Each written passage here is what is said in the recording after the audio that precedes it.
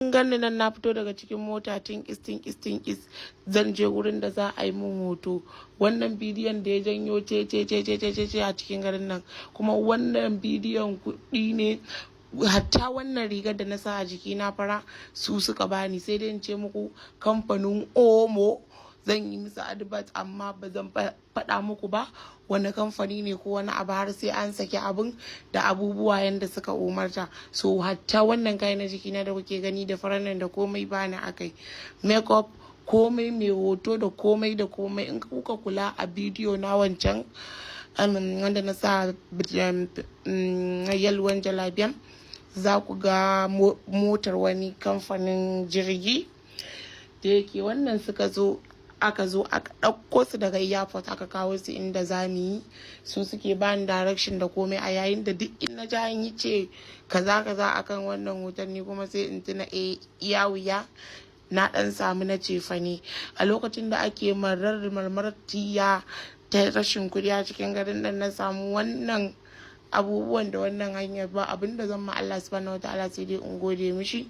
To wannan aiki ne na yi musu shi, saboda za su sa shi a sayin belt din su suka bani wannan riga da wancan cokali cikar din nan da jinsin nan da kuma riga ta kai da mai hoton su, kwalliya komai da komai su suka yi.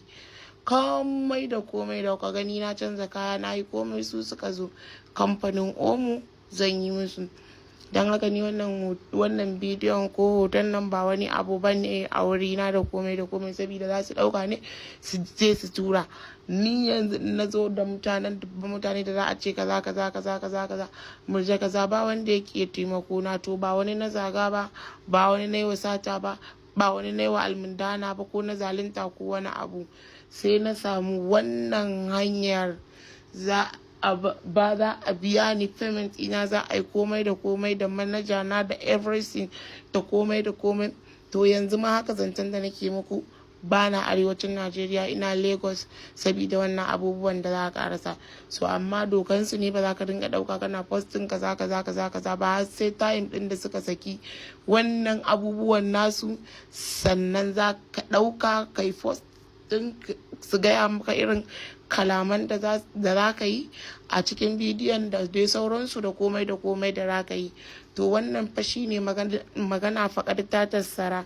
Kun ganni kuma sun same ni a lokacin da nake mutu mai kyau, farin ciki, nishaɗi, annashuwa, babu ɓacin rai, babu hawan jini, ba ulcer. Gaskiya murjakin tara nama wa duba ki gani fa wani irin jahilan kiba da nai. To zaman gida ne kullum, ta Allah ana zaune a cikin gida sai dai a ci a ƙoshi a koma bacci. Sai yau din nan na samu wannan abin ne na samu na fita inda na san ni kaina na sha kyau, sannan wasu ma sun ga kyan